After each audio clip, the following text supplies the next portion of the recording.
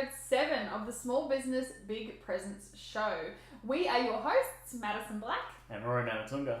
And today we're diving into the difference between a Facebook page, profile and group, and which your small business should have and why.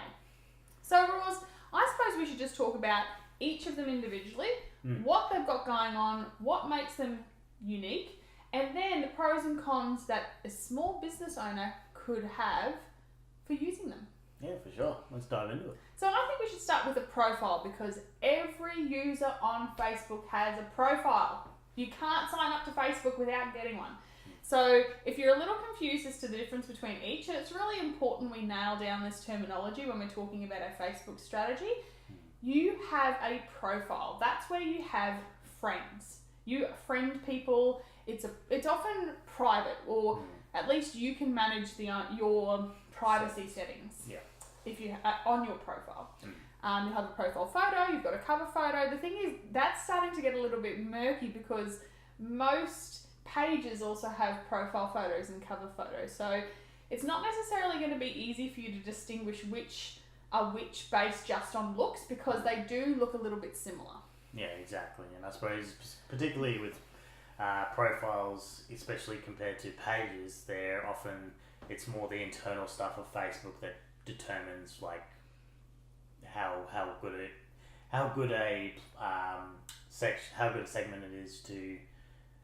What are you trying to say? Simplify it. Simplify it. You're not sure? No. Okay. I'm trying to say that.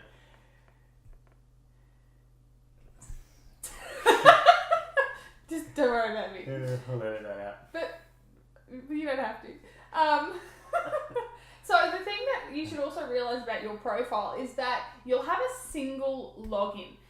What's different around, and we'll talk about this when we get to pages, but if you're a business owner, you don't necessarily want to be sharing the login to a profile if you've been running a business via a profile. And this is something that I see, is people running businesses from profiles, especially if your business is around you. If you are your brand, this can be the case for coaches, be them life coaches, personal trainers, even if you're like a sole trader in terms of maybe you're a hairdresser that does weddings or something like that. You're kind of a solopreneur in a sense. I see a lot of people using their profile for this, and there can be consequences from the Facebook gods if you do that. So you do need to be mindful. But there are some pros. So Ross, do you want to talk about what the pros of running a profile, what you can do with your profile for a small business? So I think the pros, definitely for the profile, is directing your friends to your business, getting them interested and supportive of your business, to leverage the audience that you have in your Facebook friends and direct them towards your business that you're opening up, continuing, or just cracking on. Absolutely. And I say for any business owner, or really anyone who's in a business, even if you're an employee but you really want us to be directing people from your personal profile, is that you want to have up-to-date information on your timeline, so that main first page that you see when you click to someone's profile. As you can see over on the left, there's a little bit of information there about where you work, maybe your birthday, maybe who you're in a relationship with if you are. And that information is all editable, and you can decide which information is included in that little tile, let's call it. So it's really a great idea for you to be keeping that up to date as a business owner with your business, and it will be able to link directly to your page if you have a page set up. You also now, and I think this is a more recent addition, I'm not sure how long it's been around, but you now can also have a web address included at the bottom there in a little grey button. Oh, nice. So you want to make sure that has your web address if you've got a website set up.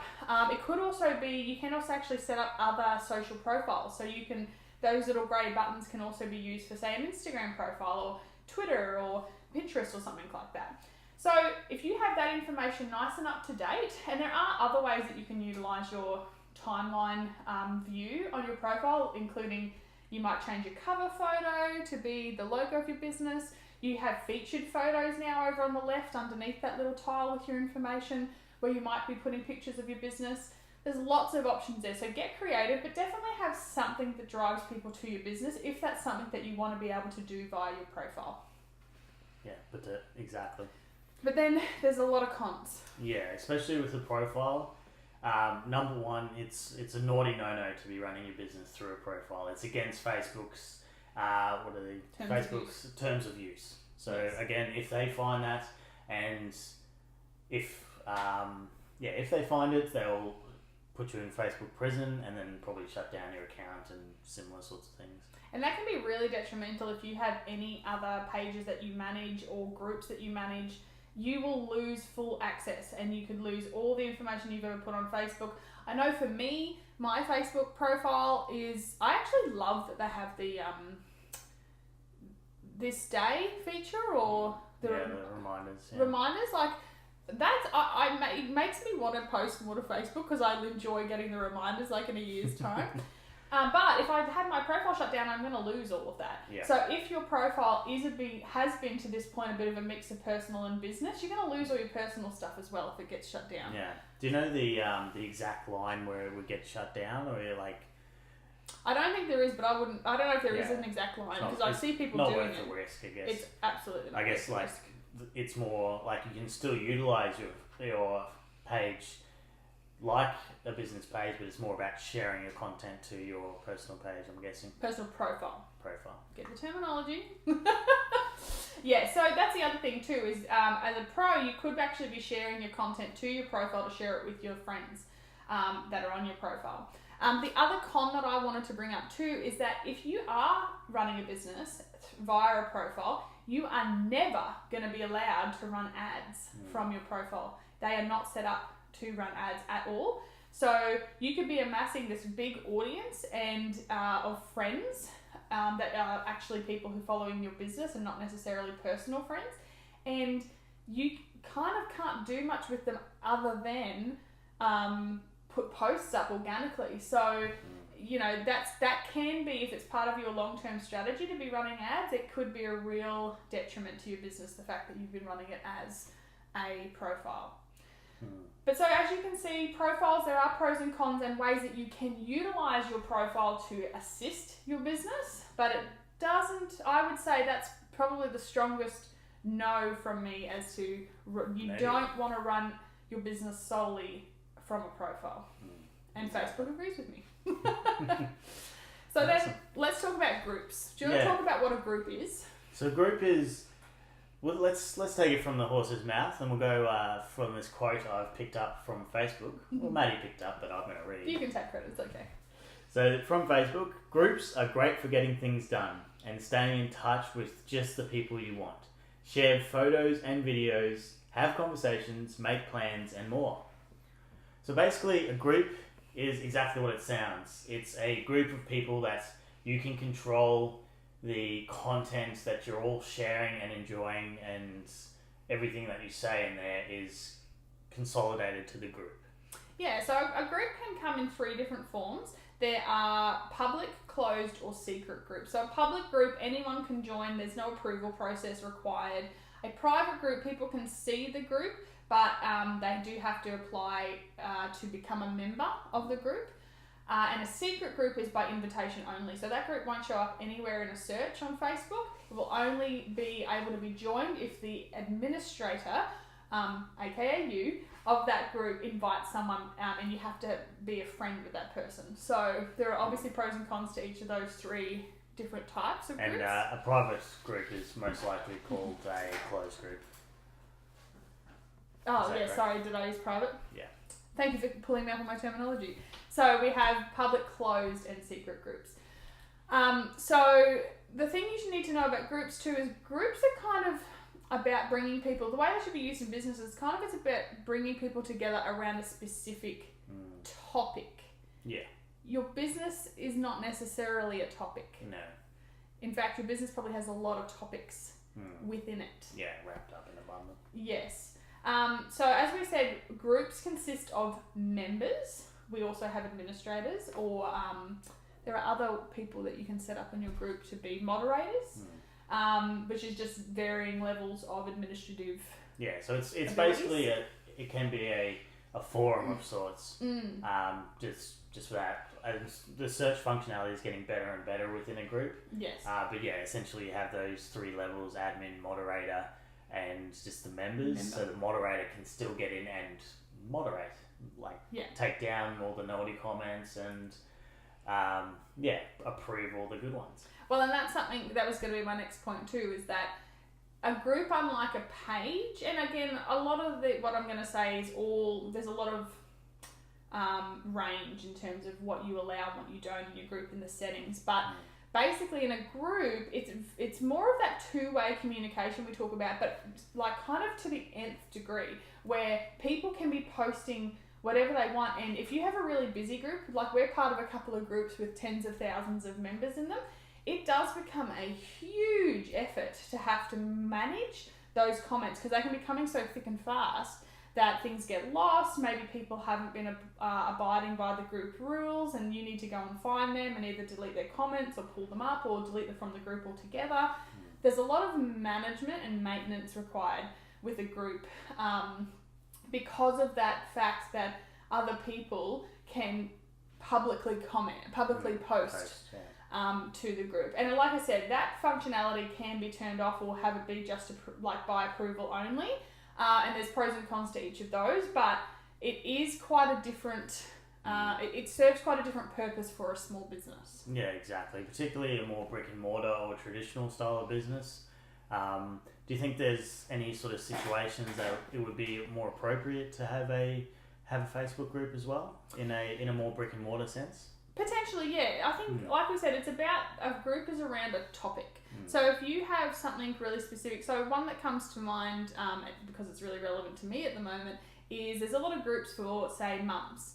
So if you have a business where maybe you're a doula or a midwife, or you run a baby shop or something like that, a group might be a really great way to generate conversation and be testing ideas you have around products for the business or services, or even just to have your finger on the pulse of that community to really surround yourself with your audience. And another one that I've seen that I've actually worked in behind the scenes is a clothing boutique where they can be completely online and just be selling through their group. Or I've seen quite a few that also have a shop front, but to get the greater community and ease for their clients and customers, they also have the online group presence where they can show all the styles that are coming. They can create a community around their clothing. Absolutely. I think those are definitely the pros. I think some of the cons are you don't want, again, so a group cannot be used as an advertising platform. You cannot run ads from a group. There's still talk of whether you can run ads inside a group. That's something that Facebook's been teasing at, something that might be coming, but I wouldn't mind suspecting with some of the algorithm changes that might be putting on the back burner. But if you're running a group, or you can't advertise, so it's only going to be whatever you post in there. And it is, as we were saying earlier, it's a big time investment. It takes time to build that deeper conversation and to actually start encouraging people to be interacting at that higher level, because it is more of a commitment on their part to be a part of a group than to follow a page. It's a more difficult call to action as well to get them into a group as opposed to just liking and connecting with your page, which is the downside. Like obviously they're going to be warmer leads when they get in there, but it's a harder sell, harder push. It's more effort required on their part to join the group. Absolutely. As we mentioned also, management can be a concern if you're trying to limit or manage the amount of time you're spending on your Facebook presence. If you might decide that that's worth your time if it's really delivering value to your business. But it can, especially as you start really growing into those larger number groups, you really need to start having multiple people be moderators and administrators in those groups to make sure that nothing slips through the cracks, whether that be naughty behaviour as we talked about, or even just being able to answer the questions and service the audience that exists. And often it comes attached with having like a sort of a rule book that you would post at the top, and a list of requirements, and then there's also the functionality to ask questions, which is great for validation and lead generation from your client, from people who join the group. But again, it's just more things to manage and have to produce. Absolutely. And finally, one of the cons can be that it can be a bit harder to control the voice or the tone, the community, the feeling within a group, because there are so many voices contributing to it. Yeah. And I have seen groups that have had a little bit of disruption happen, or maybe there's a few people who aren't happy who voice their opinions, and it can drag the whole culture of the group down really quickly, especially if it's not managed well. And so you end up having almost like kind of a bit of politics that comes into interactions like that. Yeah. And that's not to say every group's like that, but it can be a concern as your group grows. You're dealing with a group of people, and often they'll, like, in any group of people, there'll be people who agree, disagree, all of that stuff. So it's just managing those social dynamics on an online sense, which is a bit more, I suppose, the shield of politeness is down a bit, and so people can just have a tendency to be a bit more free with their thoughts. Let's put it that way. Absolutely. So think about all that when it comes to a group. In terms of a group versus a page, which we're about to dive into, I absolutely always say prioritise your page, use the group if you need those deeper conversations and you want to be, if there's another reason. Groups are a lot more investment, and you definitely don't want to be running and building a group and letting your page sit gathering dust in the corner. Yeah. You want to be either building them at the same time or really having your page be the generator of those members to your group. So let's talk about what a page is. Exactly. So a page is basically well, let's use the quote. We've got them from Facebook. Let's bring that up. So they say that a page gives your brand, business, or cause a voice on Facebook and connects with the people who matter to you. So different from a group where they're talking more about it being about people staying in touch and sharing and that kind of thing. This is about your business or brand or cause having a presence on Facebook for people to be able to follow, really, more so. It's basically your digital shop front on Facebook. Absolutely. And you can have a shop on your page. Exactly. So something to know about your pages is that it's public information. People can view pages and not have to like them and yet be able to see everything that's been posted there. So again, that kind of talks to you about the fact that likes they're kind of a currency in a way. We talked in a previous episode about the fact that likes can be a bit of a vanity metric, but when people do see on your page that everything that is available to see, and they decide to like it, they've really taken that next level commitment to say, I want to stay in touch with this business. I want to know more about what's going on. I want to show, because also if you look on someone's about on their profile, you can see everything they've ever liked. So it's also a public way of showing that they are in line in some sense with your business. Yeah, exactly. So as we said, you've got likes. You also have follows. So follows was something that was introduced a couple of years ago now, I think. So you can also decide to follow a business where you'll get their updates, but you won't necessarily like the page. I don't really know what the benefit of that is, other than maybe that you don't have it come up in your likes on your profile to say that, And it would it also be that if you're liking something but don't want to see the post necessarily, then you can unfollow it, but you still come up as a like? Well, that's true too, because when you like a page, we'll automatically have you follow the page, which is why anything you've recently liked will be starting to show up in your newsfeed. I know I've talked about in the past, I have a pretty highly curated newsfeed in my own personal profile. So I unfollowed lots of businesses that I don't, while I still like their pages, I don't want their information coming up in my newsfeed because I find it dull or unimportant to me or not engaging, if you will. Well, yeah, I'm not either at a stage where I want to engage with it or they're not doing a good job of trying to engage me. Who knows? Straight up. So yeah, you've got likes and follows. This is the holy grail, is that pages are advertising enabled. So if you decide, and we're not saying that everyone should be running ads on Facebook, but if you decide in the future, once you've really got this nice strong presence, that you'd like to amplify things a bit by running some Facebook ads, this is the only way you can do it on Facebook, is by having a page. Exactly. The other thing that's really beneficial to a business is that pages have the ability to be managed by a team. So similar to groups, you can actually add several people to be administrators, advertisers, moderators, things like that to your page so that you don't have to be the only one managing it. And while I often suggest that in terms of the content creation, that there do be a sole person involved with doing that kind of role within your business, in terms of interaction, in terms of managing or monitoring what's going on the page, responding to comments and all that kind of thing, it's great to have the ability to have more people on your page monitoring that kind of stuff. So that's a real benefit, something that you can't get with a profile. Yeah, exactly. It's a big plus, guys, and also like the teams can then get in and schedule and do all those wonderful functionalities that's enable you to leverage time better with your Facebook efforts. Absolutely. So as we've talked about a lot of the pros there, really, there are a few cons though. Part of it is that followers are unable to initiate conversations. There are options for people to post to a page, but they show up in a different tab that is often very unlikely to be seen by any other external facing people. People within the business will see it, but it's not really something users of Facebook are in the habit of doing, is going and looking at what's happened in the community tab of a page. Yeah, exactly.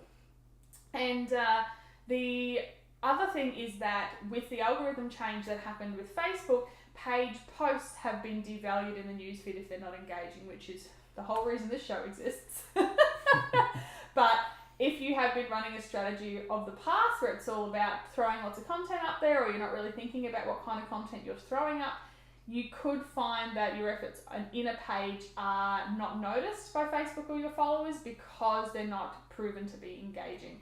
So that can be a con, but one that we strongly feel is easy to work around. Exactly. So now it's time to make it real in your small business. And there are a couple of ways we're going to offer you to make it real in your business this week. The first is if you have been doing a little bit of a naughty and running your business via a profile, there is a way Facebook has enabled you to be able to transfer your profile to a page so that you're no longer in the naughty corner and potentially at risk of losing your profile access altogether. So we have actually linked in our show notes, which you can find at bigpresenceshow.com/7, the link directly to the Facebook generated post or the Facebook generated website that is going to explain all the steps for you to transfer your profile to a page. And if you are in that situation, I say make haste, do it, get in there. Come on. And other than that, if you've been focusing more on your group, which I know, again, this is something I see of a lot of business owners, that maybe you've been putting a lot of effort into your group, but you're not quite sure how to grow it because you haven't got any other presence on Facebook that, is public. We very strongly suggest that you start re-engaging your Facebook page. And a good place to start with that is to grab our monthly batching schedule and checklist, which you can go and do at bigpresenceshow.com/create. That's all for episode 7 of the Small Business Big Presence Show.